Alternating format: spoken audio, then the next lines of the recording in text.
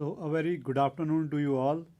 So welcome to the session Geo Data Access through Cloud GIS.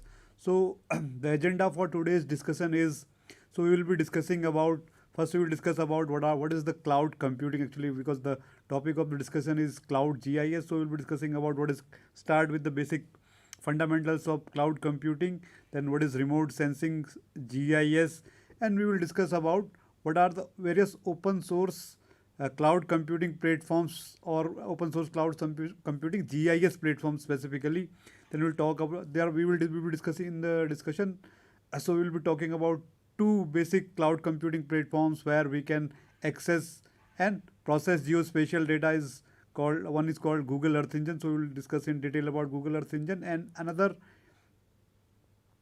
open source cloud computing platform that is called Microsoft Planetary Computer. So I will just give you a brief about Microsoft Planetary Computer as well, what all services does it offer and other things. Then we will see that how do we access the geospatial data from these uh, two cloud computing platforms, one from the Google Earth Engine and through the cloud. Actually, both of these platforms offer different services, and these services are offered through different modes. Either they have, like, suppose if you want, they are accessible through APIs as well as through the graphical user interface as well. So depending on your choice, you can choose any of these methods to access data from these open source cloud computing platforms. So let's discuss about what is cloud computing.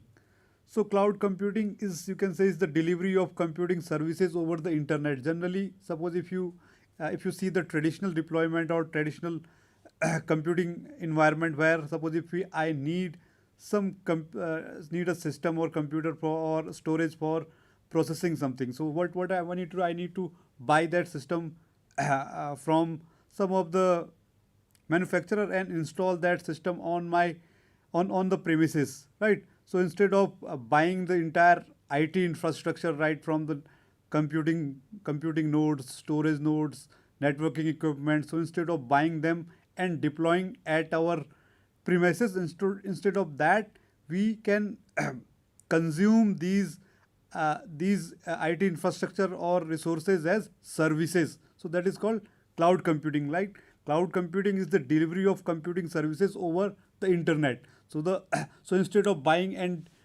deploying, and maintaining all these computing resources at your premises, so instead of that, we will be like cloud computing is consuming those services, consuming those resources as services from one of the cloud service provider, that is called cloud computing. So you can see that in the traditional computing system, we were buying, installing that everything on the same system. So cloud computing is also similar thing, that where but cloud computing also is like cloud. In the case of cloud computing, we will be consuming all these resources as services. So so cloud computing is the delivery of these computing services over the internet.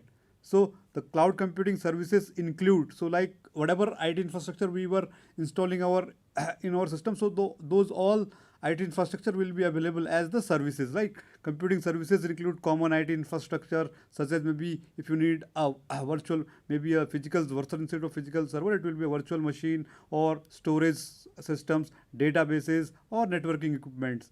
So cloud computing these services include everything whatever we have in the computing services. So then, plus it expands the traditional IT offerings to include things like Internet of Things, and suppose if you want to consume or do the machine learning processing or artificial intelligence services, those services also can be consumed as services from the any cloud service provider. So instead of installing and deploying these things on our local premises, these things will be hosted on on the data center of a so we are not going to host any physical infrastructure. So the physical infrastructure will be hosted by hosted in the data center of some of the any of the cloud service provider whose services we are taking, and these infrastructure or resources will be consumed as a service over the internet, right? So cloud computing is just a delivery of the computing services over the internet.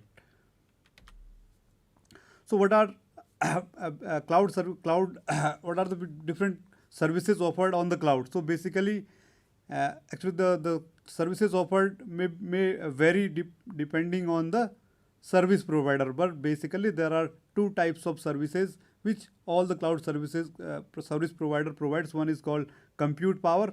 Compute power is how much processing capability you have. So suppose if you need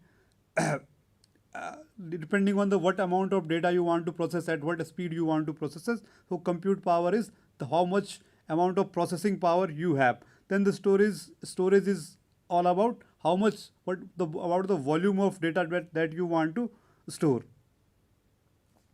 So all the cloud service provider will be providing either in the terms of computing power as well, these two basic services, computing power and storage. So cloud computing uses internet to deliver these services, right? It is not constrained by the physical infrastructure. Suppose so this is the advantage of using cloud computing. Now suppose today you envisage that for meeting all of your requirements, this much like 8 GB of RAM or Intel some i3 processor is sufficient for you. But tomorrow what might happen? Your workload may increase, so then you need higher processing power, higher RAM. So if you are going for the traditional IT infrastructure deployment, then it takes a lot of time. Suppose suddenly your requirements has scaled up. So scaling up our IT infrastructure maybe either in terms of storage or computing power, it's very difficult. But in case of whenever we are taking the services of cloud computing, so then we can scale either maybe with computing power or storage as required quite easily. So these are the basic, like why should we go for the, like why people are moving over from the traditional computing architecture to the cloud computing. So these are the advantages like cost saving. So now we will be saving a lot of money because now we need not install the systems on our premises. So we will be saving on the deployment, maintenance costs, installation, maintenance, all the installation and maintenance costs, plus speeding. So that because suppose we purchase some systems, but because the hardware technology is changing rapidly, right? So over the time, if the technology changes, so then in our traditional deployment, we need to buy new servers. That takes time. But in case of if we are taking the services of cloud service provider, so then we can easily switch over our hardware infrastructure as well quite easily. Then we get very we can get the latest technology offered by the data center host, or cloud service provider. Then because the cloud centers are spread across the world, so then deploying any application or service can be done, deployment of the service can be done in the minutes. Then it increases productivity of our team because now we need not focus on the setting up the infrastructure, maintaining the infrastructure. So instead of that the teams can focus on the product development. So it increases the productivity of the development team. Then performance, definitely, because we are getting the latest infrastructure. And suppose if with present work, if with the present infrastructure we are not able to meet our performance requirement, then easily we can scale up our infrastructure to meet the increasing demands. Plus it has reliability, because if we are going for the traditional or our own on-premise deployment, then for high availability and fault tolerance, we need to install multiple systems together for providing the fault tolerant or high availability. But in case of cloud, whenever we are taking the services of cloud service provider, then these all things will be taken care by all the redundancy aspects will be taken care by the cloud service provider. So the reliability will be higher in case when we are offering the services through cloud computing or taking the services of cloud. Right, then security of the data, as whatever security measures we are taking on our on-premise infrastructure, the same security practices can be adopted in the are provided by the cloud service provider as well. So these are the advantages of moving over to the cloud computing.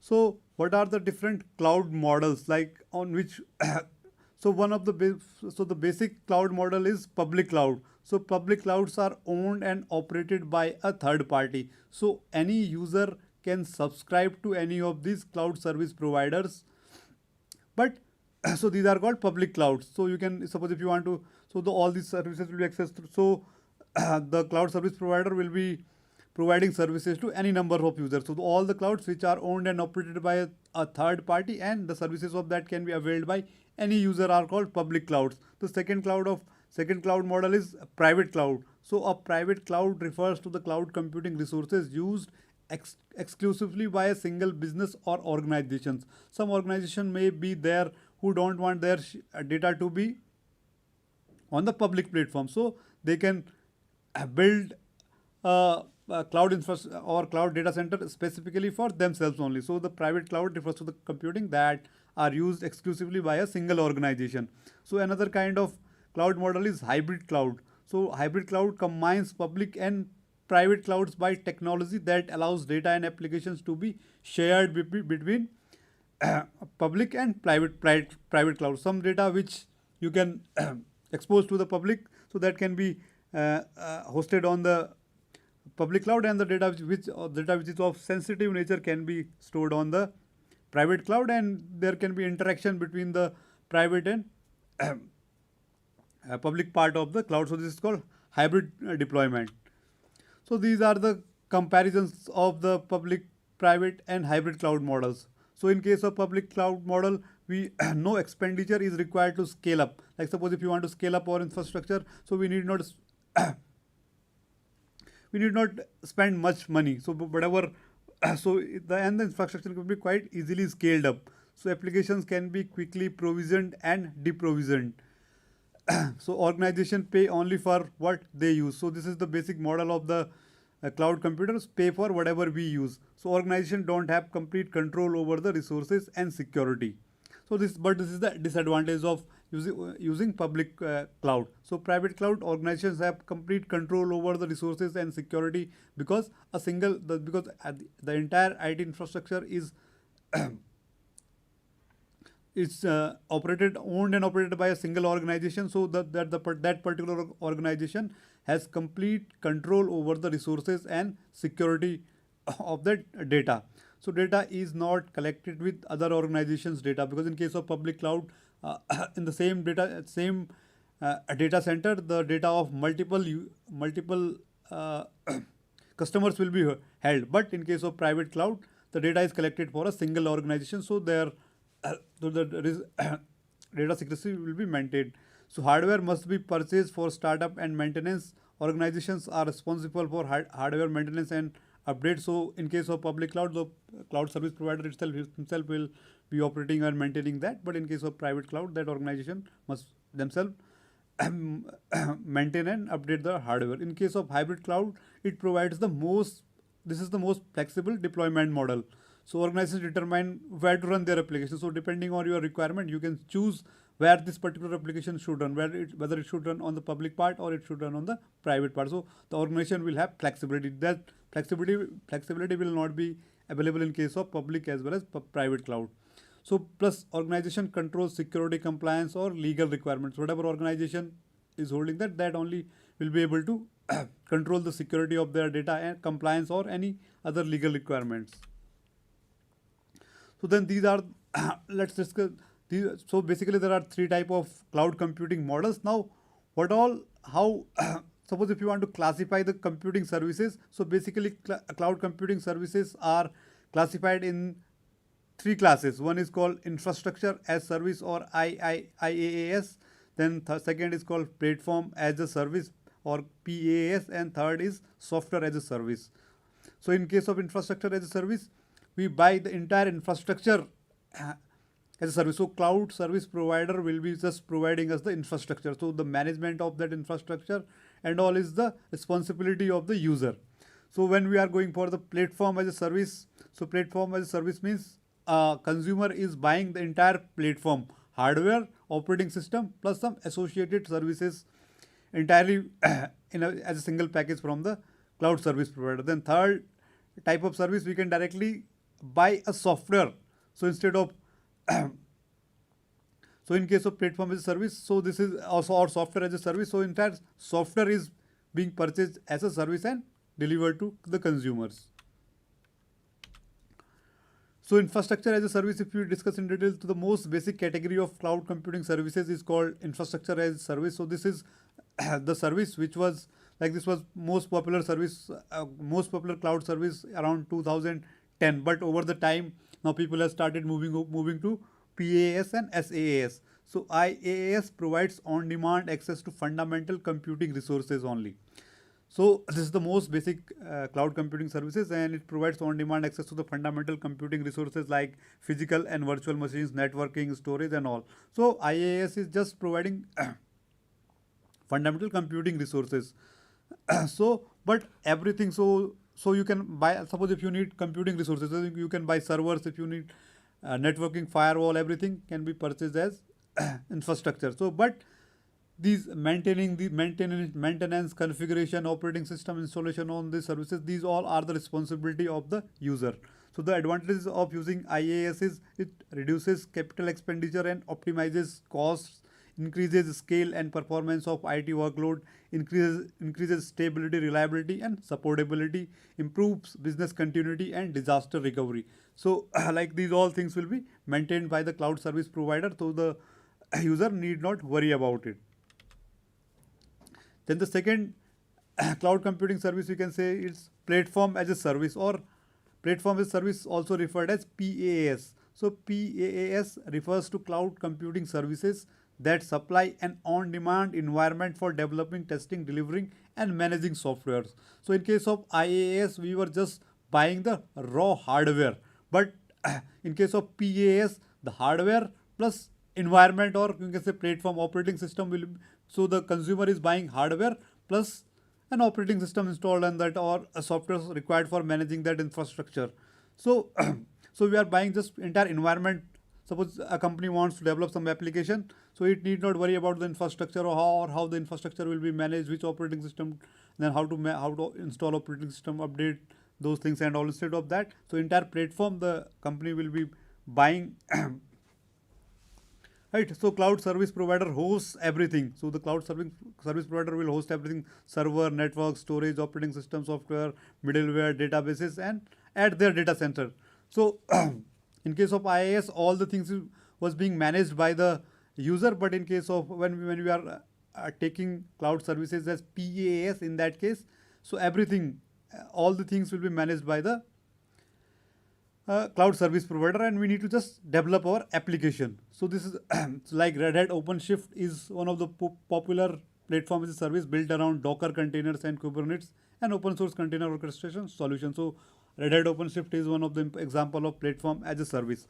So PaaS includes the entire IaaS plus operating system and maybe some development tools, database management systems, and some like tools for database management system or business analytics.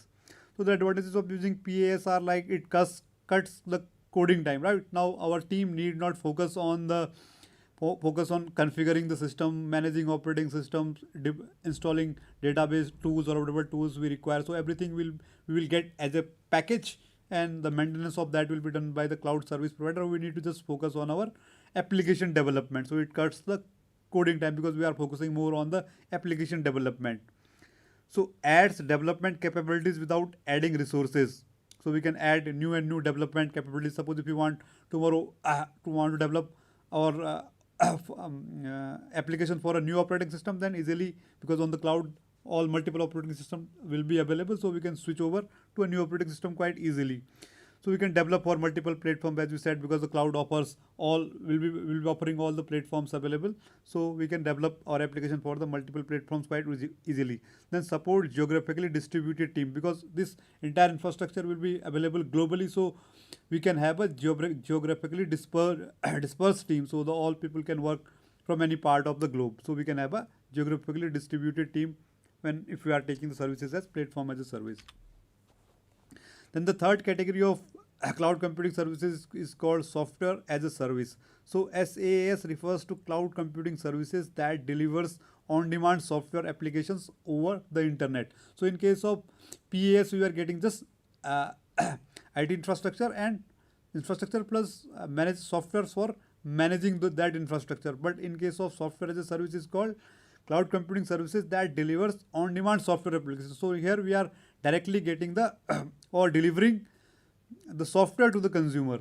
So it is an application software that is hosted in the cloud, and the users can access that via a web browser or maybe APIs or through mobile applications. So software as a service is an application software that is hosted on the cloud. So all examples of whatever email services we are seeing today are an example of software as a service, because we are just consuming them as a service. Like suppose if you have subscribed to Outlook email, so so instead of suppose if we take an example of IIRS, suppose if you are hosting email services, then we need not install Microsoft Exchange server at our on our premises. So all these services from Microsoft 365 we can get as a service. So entire email server we are getting as a service, right? So this is an application software.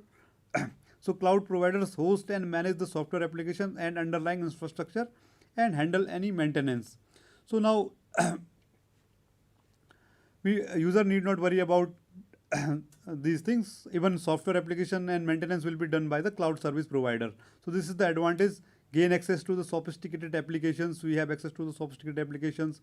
You can use free client softwares, access app and data from anywhere.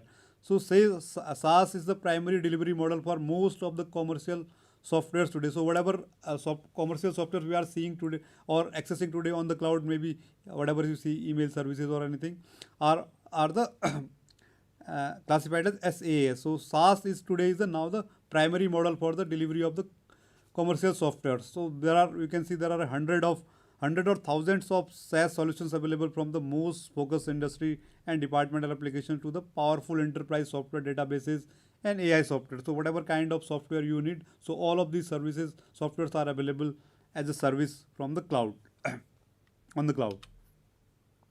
So this was all about a cloud service. A cloud, what is the basic of? So basically cloud computing is delivery of IT resources or IT resources on demand over the internet. So next, well, let's discuss about what is remote sensing. So remote sensing is collecting information about an object without being in direct physical contact with it. So so the information about an object is collected through some sensors and processed by some processing electronics. Like, so we can see that, for example, our eyes are the basic examples of remote sensor. So they collect the information about the objects with the help of eyes. We can see environment around us, and the cameras, you can see these are the most basic instruments or sensors for collecting information remotely. So remote sensing is, like, you can say that is acquiring information from a distance, because the sensor will not be coming in contact with the object for which about which it is collecting the information. So it collects the information from a distance.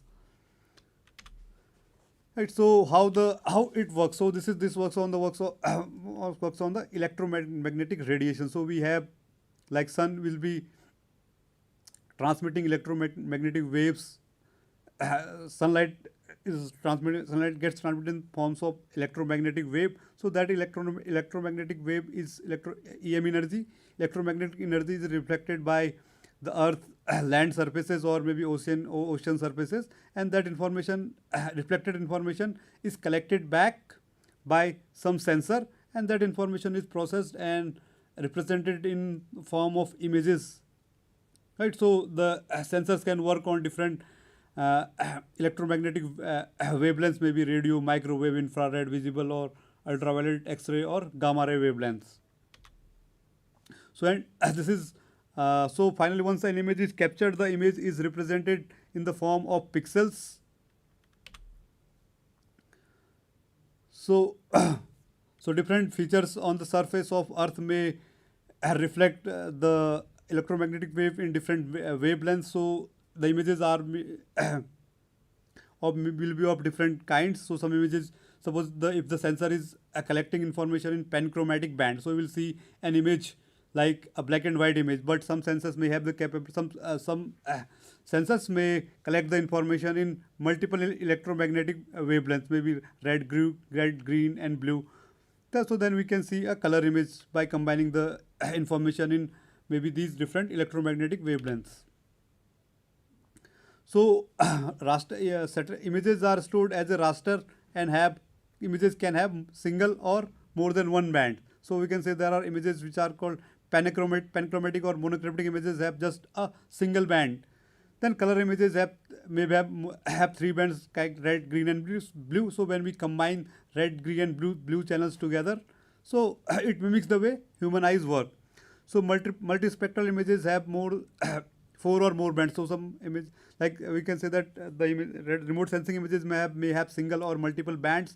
So images can be single band images will have single band, and multispectral images have more than one band.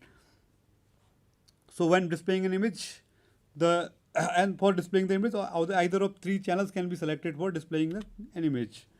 So like you can say, if our sensor is capable of collecting information maybe more than three bands, so maybe 4 or 7 bands, then out of these 4 or 7 bands, any 3 bands can be chosen to be as red, green, or blue. So then we create a composite image by combining these red, green, and blue bands. That is called false color composite image. So like here you can say that if we have an sensor that is capable of acquiring information in multiple bands, say 6 bands, but for display we can select only 3 bands, because for display only out of these 3 bands, any out of these 6 or 7 bands, out of these 3 bands, any of these 3 bands can be designated as maybe red, green, and blue, and by combining these any of these 3 bands, 3 bands in RGB format, then we can create a standard color composite.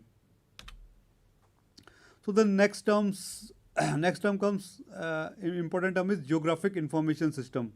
So first, something is called geospatial data. So geospatial data refers to information that describes objects, events, or features with a specified location on or near the Earth's surface. So any data about Earth's surface or near the Earth's surface is called geospatial data. So whenever we are combining location information with any features on the Earth's surface, the data is referred as geospatial data. So then geographic information is a system for capturing, storing, checking, integrating, manipulating, and analyzing and displaying that spatial data is called geographic information system. Similar to management information system, geographic information system is a system that is used for capturing, storing, analyzing, and integrating and manipulating geospatial data. So it is a complete tool for data management and integration. It can combine data from different sources, and it can be used for managing and integrating the data from different sources. Suppose if you want to, it can be used for visualizing and mapping that data over the map. So you can do any kind of analysis and modeling on that data using GIS. You can use GIS for planning and design. Like suppose if you have collected data from the different sources, and depending on that data using GIS, you can use for different planning and design applications. And then GIS can be used for decision making as based on by combining data from multiple sources and different type of geospatial data. GIS can be used for making decision making, and an action can be taken based on the decision. So with the help of GIS, once we have made some decision, then an action can be taken off. So GIS is a complete wholesome package. So this is theoretical overview of GIS. So GIS recreates our real world spatial data. So whatever spatial data we want to analyze, so GIS helps recreates the real world geospatial data for analysis using a software or computer, right? So GIS recreates entire geospatial data as digitized themes called layers. So GIS may create layers for a layer for all the buildings in a city can be represented as layers, or maybe the roads inside a city also can be represented as layers in GIS. Parks, trees, vegetation, all these things can be represented as different layers in a GIS. So in GIS, then once any feature on the surface can be represented as layers, then in GIS these layers can be assembled in any combination. Suppose if you want to analyze the buildings and roads of a city, so then you can analyze just two layers.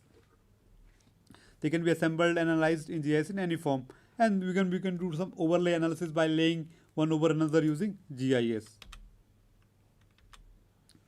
So basically, if you see GIS model, so or any feature on the Earth's surface or Earth's surface can be so or any geospatial data. So there are basically two models for representing geospatial data. One is called vector data model and another is called raster data model. So in case of vector data model, any feature on the Earth's surface are represented using line, points and polygons. So in case of raster data model, so any features on the Earth's surface are represented as a cell of or grid of cells or matrix, or this is called an image as well. So in the vector data model, any feature on the surface is represented maybe either line, point or polygon, and in case of raster data model, all things are represented as a cell of matrix or grid. So every small cell is called a pixel in raster data model.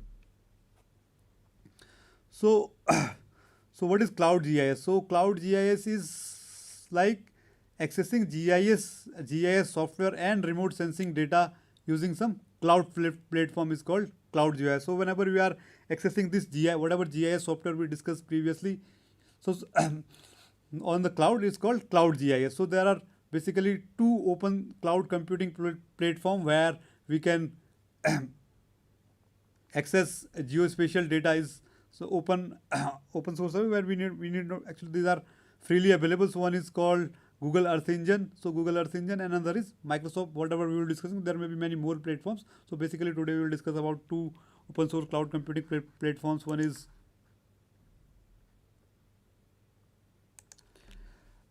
Google Earth Engine. So Google Earth Engine is a planetary scale platform for Earth science data and analysis, and another is Microsoft Planetary Computer. They call a planetary a computer for sustainable future.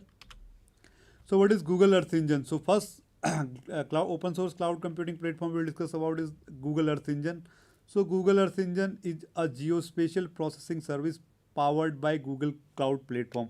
As we have discussed that geospatial data is the data about Earth's surface or near the data about the features on the Earth's surface or any feature or some phenomena occurring on the Earth's surface or near Earth's surface. So data with some attached in location like where that particular event or event is happening, right? So Google Earth Engine is a geospatial data processing service powered by Google's cloud platform. It's a planetary scale platform for Earth science and data analysis.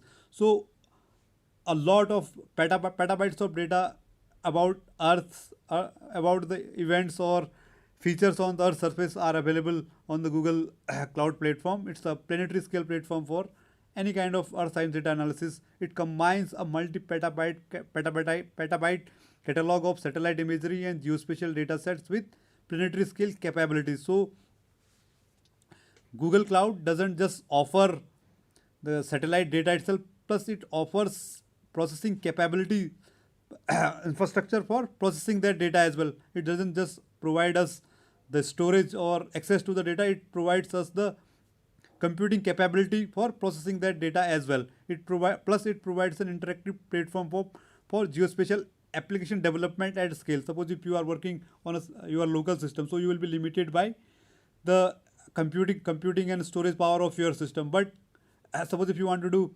analysis at a global scale, so it is not possible to be done at your local system. So Google Earth Engine provides us an interactive platform for suppose if you want to develop a geospatial application for to which an analysis at global scale. So that analysis also can be done using Google Earth Engine. So you can say that Google Earth Engine is a big data analysis and visualization platform that is inherently parallel, because there is petabytes of data available on the Google Earth Engine. So if the data is being accessed or processed in the serial manner, it takes a lot of time. The turnaround time or lead time will be very large. So inherently the entire Google Earth Engine system is parallel system. So whatever data you are trying to access or whatever processing you are doing on the data which is available on the Google Earth Engine, inherently the data processing will be done parallelly. So the Google one more thing is Google Earth Engine, as they say, is designed for scientists, not for software engineers. So its goal is to make it easy to enable non-traditional users. Like suppose if you don't basically the scientists which are working on the different domain, they may not have any expertise in writing software. So Google Earth Engine is developed for the users which are non-programmers.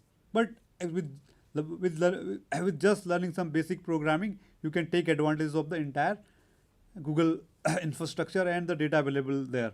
So these are the Google Earth Engine is basically developed to tackle the biggest challenges what our society currently is facing. Like suppose if you want to study about deforestation, suppose if deforestation is taking how deforestation is taking over the world. Suppose if you want to study that, or drought, disasters, disease, climate change, conflict, global food security, sustainability. So if you have any questions regarding any of these fields, so you want to tackle using data, so Google Earth Engine is for you. Can just explore about Google Earth Engine. So almost all open source and freely available data is available from the Google Earth Engine at free of cost. Like the data set for all of these satellites is available on the Google Earth Engine. Like if you want to take the data from Landsat series, Sentinel series, Grace, CloudSat, any of the satellite, whatever data is available on open source from any of the service provider, all the data is available from the Google Cloud as well. Plus Google Earth Engine is as we said that Google Earth Engine is a planetary scale platform for Earth science data and analysis. So it is a public dataset archive that includes more than 40 years of historical imagery and scientific datasets, updated and expanded daily.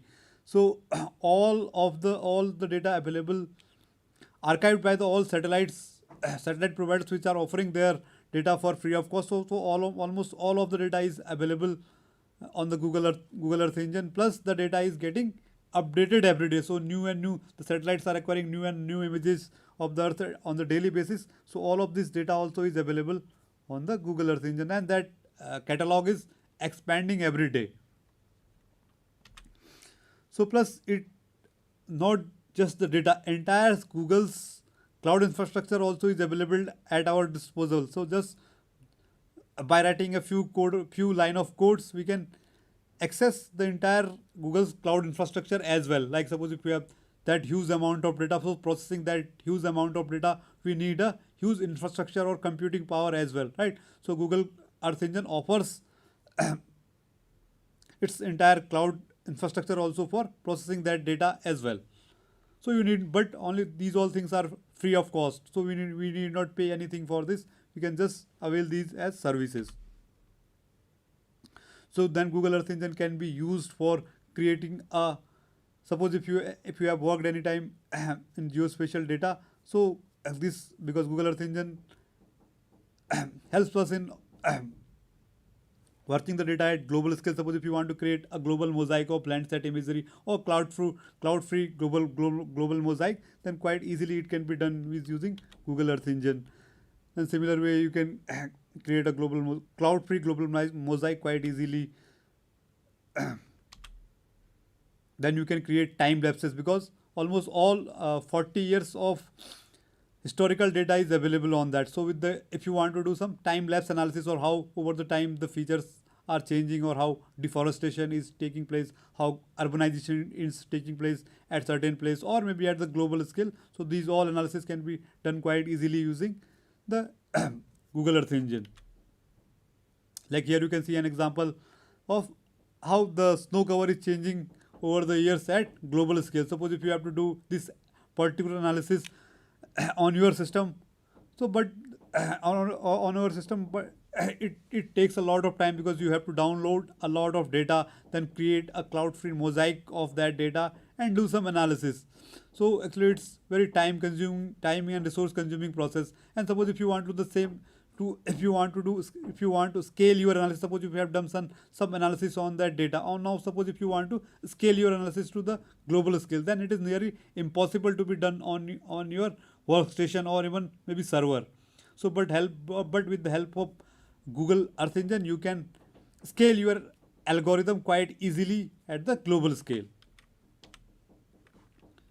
Similar way, like this, you can create a time lapse maybe for your area of interest, or maybe at a global scale also. Here you can see that how the urbanization is taking place in this area, and how the river is changing its course, and how the deforestation is taking place in the certain part of the earth. So similar analysis, or because more than 40 years of data is available at your disposal. Now you are just limited by your imagination.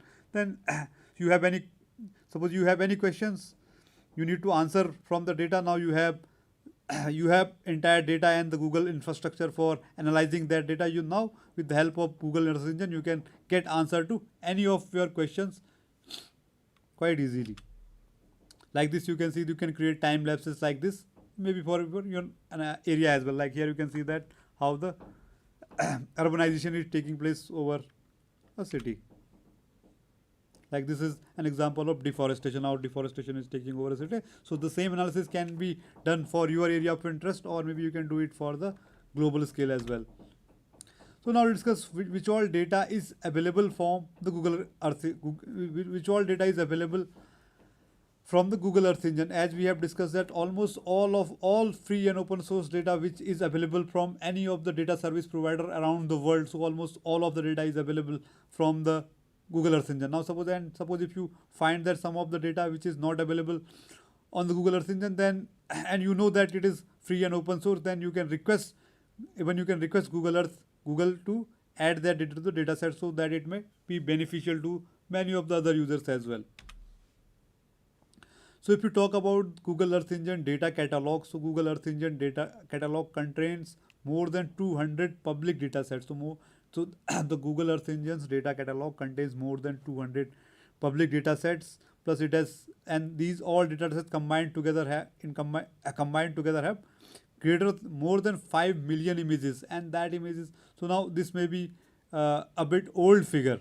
So the figure might have been updated by this time a lot. So plus more than 4,000 new images are getting added to it every day.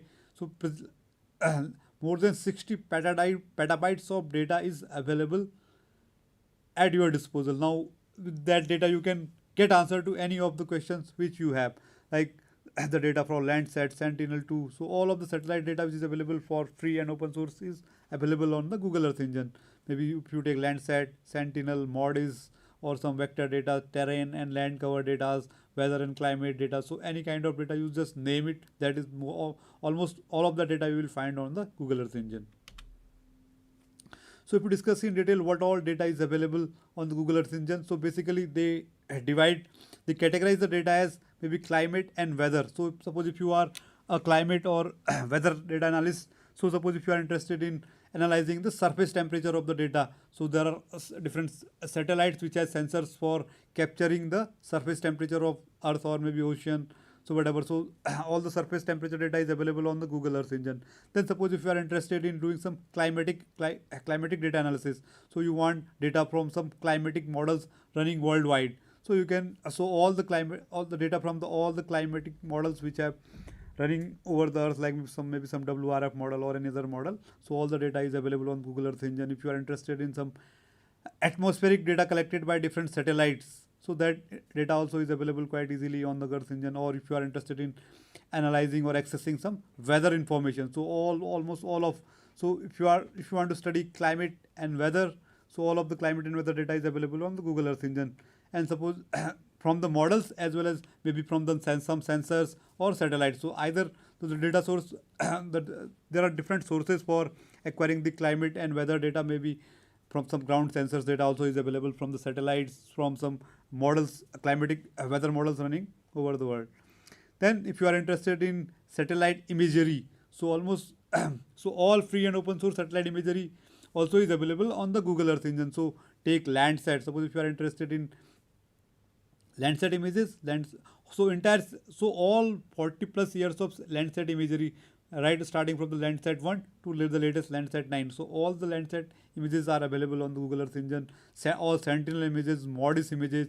Suppose if you are interested in, if you don't want to work on the satellite images, instead of that you want to work on some derived product from the satellite imagery. Maybe suppose if you want to do some terrain analysis, land cover mapping, or some cropland analysis, night light data analysis. So all these derived products or geophysical geophysical parameters derived from the satellite images also is available on the Google Earth Engine. So this is in detail.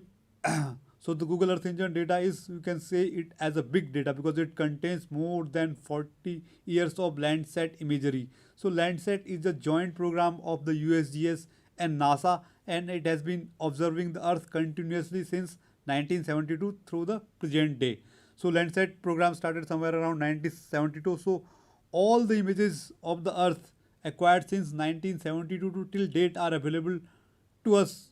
That also with just just by writing few simple commands, or maybe a few line of codes. So we can access that entire data, and from that data we can get answer to any of our question related to the how how the Earth is changing over the time.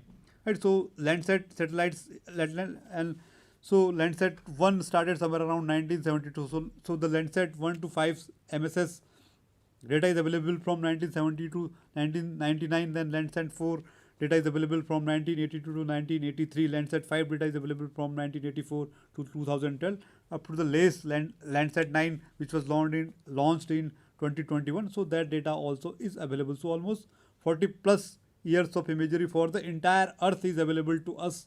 So then we can, from that data, on that data we can do any kind of analysis and get answer to our questions.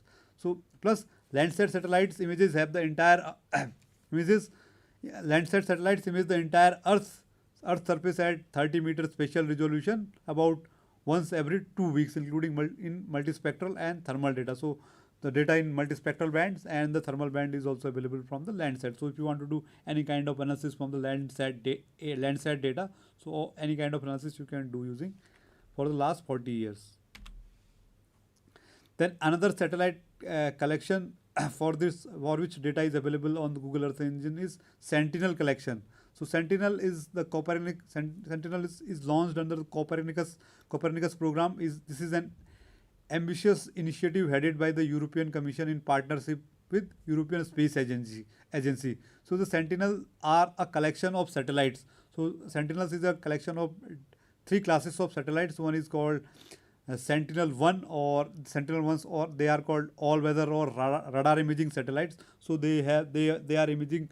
The Sentinel-1 constellation has 2 satellites, Sentinel-1A and Sentinel-1B. So they are imaging the Earth in microwave or radar. So they are called all-weather images. So they got the radars. Microwaves can penetrate through clouds, and they have the capability to see in day and night. So these are called all-weather radar images. So suppose if you are interested in doing some analysis on the radar satellite data, so the data from Sentinel-1A and 1B is quite easily available on the Google Earth Engine. Then if you are interested in high resolution optical images, so at 10 meter, if you are interested in doing analysis and at 10 meter optical resolution, for that Sentinel-2A and Sentinel-2B satellites are there. So their data also for the entire Earth is available on Google Earth Engine. Then there is another satellite called Sentinel-3. So suppose if you are interested in doing some ocean and land data suitable for environmental climate monitoring, if you are interested in doing some climate and environmental monitoring but at the global scale, so that for that there is data available from Sentinel-3 satellites. So Sentinel, and suppose if you are interested in doing some air quality monitoring, so for that the data is available from Sentinel-5P. So there are 4 classes of satellites. Sentinel-1A and 1B are radar satellites. So they will be imaging the Earth in microwave band. Then if you are interested in optical band source, you will get the data from Sentinel-2A and 2B. And then if you want to do analysis for some environmental or climate modeling, then you can choose Sentinel-3. And if you are interested in air quality monitoring and data analysis, then you can, the data from Sentinel-5P also is available on the Google Earth Engine. Then MODIS data. Suppose if you are interested in doing some daily analysis, so maybe for Earth or land surfaces, then entire data from the MODIS instrument of the NASA also is available. So from that, there are multiple products. So MODIS is one of the most versatile uh, sensor for doing land and ocean surface analysis. So you can uh, do, suppose if all the MODIS products, maybe if you are interested in land surface processes, cryosphere studies, or maybe some studying forest fires and all other things. So all of the MODIS data also is available for almost so MODIS for almost last 20 to 25 years data is available from the Google Earth Engine quite easily. If you are interested, if you are an atmospheric scientist, all atmospheric data may be collected from the different sensors, or climatic data collected from the different models. All of the climatic data, ERA 5 data, any kind of GPM, any kind of atmospheric data if you are interested in, that is also available from Google Earth Engine quite easily. As we have discussed, all Sentinel-1 data, Sentinel-1 is a radar imaging satellite. It is also called all-weather or all-weather satellite, which can image. So because microwaves can penetrate through the clouds. So if you are interested in doing some analysis on radar remote sensing data, then Sentinel-1 data is suitable for you. Then you can access the data from Google Earth Engine. Then this is how the computation is done on the Google Earth Engine. So there are two modes for computation. Like once you want to access the services, Google Cloud services, then there are two ways for accessing the data which is available on the Google Earth Engine. One is called on-the-fly computation. So in the case of on-the-fly computation, you will interactively visualize the data. So you will just be writing as a single command, like I want this particular data, and then you can just the server will respond to the data. You can immediately visualize. You can query the Google's servers for the data and get the preview analysis your result on the fly. So another mode is called batch computation, where suppose if you want to do some large scale processing, so then in that case batch computation also is possible. So then you can just write few scripts and submit the job to the Google Earth Engine. So it will be doing processing in the batch mode, and it will be written the results. Once the processing is complete, the results will be sent back or displayed to you. Right, so either you can do interactive computing or batch mode computing. So both of the options are available on the Google Earth Engine. So this is the basic architecture of the Google Earth Engine. This is a client server architecture. So all geospatial data sets and the algorithmic primitives for operating on that data. Right. So because we are not just accessing the data, we are applying some algorithmic primitives also on the data, and that algorithmic primitives, the computing resources are also provided. The storage plus the computing resources, both of them are provided by the Google Earth Engine. So the user will be requesting using a browser, from a browser, maybe in JSON format to the Google, will be sending the request for the data, and there are some algorithmic primitives also available. So and applying those algorithmic primitives on that data and get back the result. So it is a request response system. So this is the data model, how because as we have discussed that geospatial data can be represented in either vector model or raster data model. So similar way on the Google Earth Engine also the data can be because all the vector data is represented as a feature. So feature may be a line, point or polygon plus list of properties, geometry plus a list of properties. An image is represented all vector data is represented as feature, and raster data is represented as an image. So image is a stack of georeferenced bands. So plus each band has its own mask, projection, resolution, plus a list of properties, maybe date, bounding box, and other things. Then other data model is called collection. So collection is a bag of elements. Maybe you can say the all images acquired by Sentinel-1 satellite. Since it launched, it calls Sentinel-1 collection. Similarly, all the images acquired by Sentinel-2 is Sentinel-2 collection, or different features combined together is called a feature collection. So it's like a directory of images that offers multiple options like filter, sort, join, and other things. So then it offers a feature called map. So suppose if you want to apply certain function to each image in your image collection, then you can use a map function. Then all images, there are algorithmic primitives called aggregate. Suppose if you want to reduce all images, maybe temporarily or spatially in a single collection, that is called aggregation operation. So like you can summed area over all the features, or calculate the median pixel composite, or you can use train a classifier using these reducers. So this was all about Google Earth Engine. So for accessing Google Earth Engine, you need to just log in to the Google Earth Engine, and you first need to request for an account. So then immediately you need to specify your purpose of statement of purpose, and within 1 or 2 days they accept and approve your request. Then you can start accessing. Actually, there is a lot of documentation also is available. Suppose on the Google Earth Engine website. So if you want to write some scripts, though, then there are APIs available in different programming languages, like Java APIs are available, some REST APIs also available. Sorry, not Java, JavaScript and Python APIs are available. Plus REST APIs are also available. So through these APIs, you can access satellite imagery or any other geospatial data available on the Google Earth Engine. Plus, you can apply some algorithmic primitives on that data as well and get back the results from the Google Earth Engine. So another similar open source cloud computing platform is Microsoft Planetary Computer. So Microsoft Planetary Computer is not as powerful as Google Earth Engine, but it is also evolving, because it is, I think it started somewhere 2 or 3 years back only, but it is also adding new data sets and adding more and more computational power, and adding more and more services to the cloud. So the Planetary Computer also combines a multi-petabyte catalog of global environmental data with intuitive APIs for accessing and manipulating or processing that data. So you can say it offers a flexible scientific environment that allows user to answer global questions about data, because you have data about maybe or 40 or 30 or 40 years, then you can get any kind of questions at global scale using that data by combining these analysis. So there is another part of the Microsoft Planetary Computer is called Planetary Computer Hub. That is a development environment that makes data as an APIs accessible to the users through some open source tools, and allows users to easily scale their analysis to the global scale.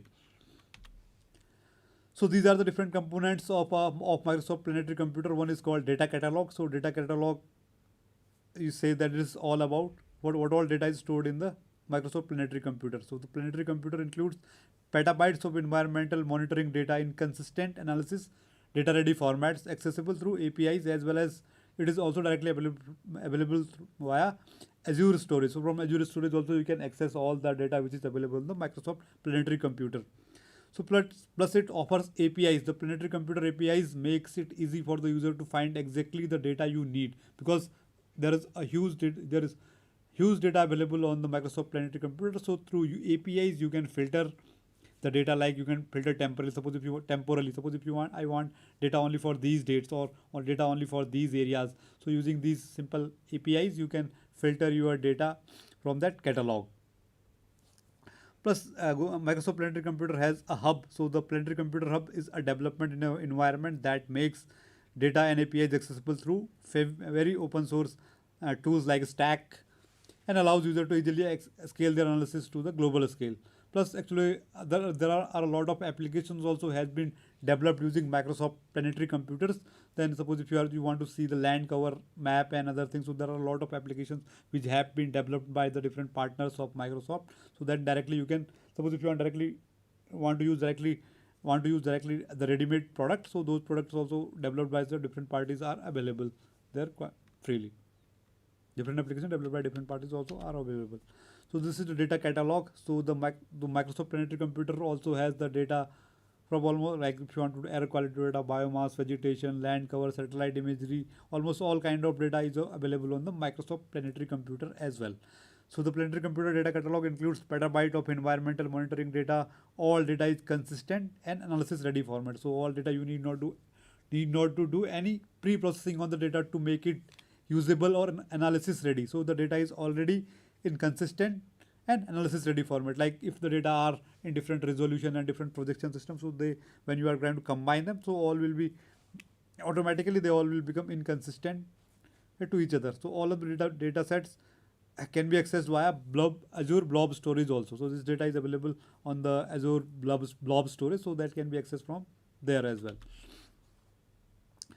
So Microsoft Planetary Computer uses open source tools and supports open source standards, because this is all about Open GIS. So it supports all open source tools and supports all open standards like Stack and other things. So it has an incredible system. It has an incredible ecosystem of tools being developed in the open community, open by the much broader and open source community. Right, so a lot of open source communities are contributing to the development of Microsoft Planetary Computer as well. So there is, then we have talked about Microsoft Planetary Computer as a hub. That hub is built on the work done by a Pangeo community that puts to put the tool of data science to work for the earth science community. So this is an extension of Pangeo community.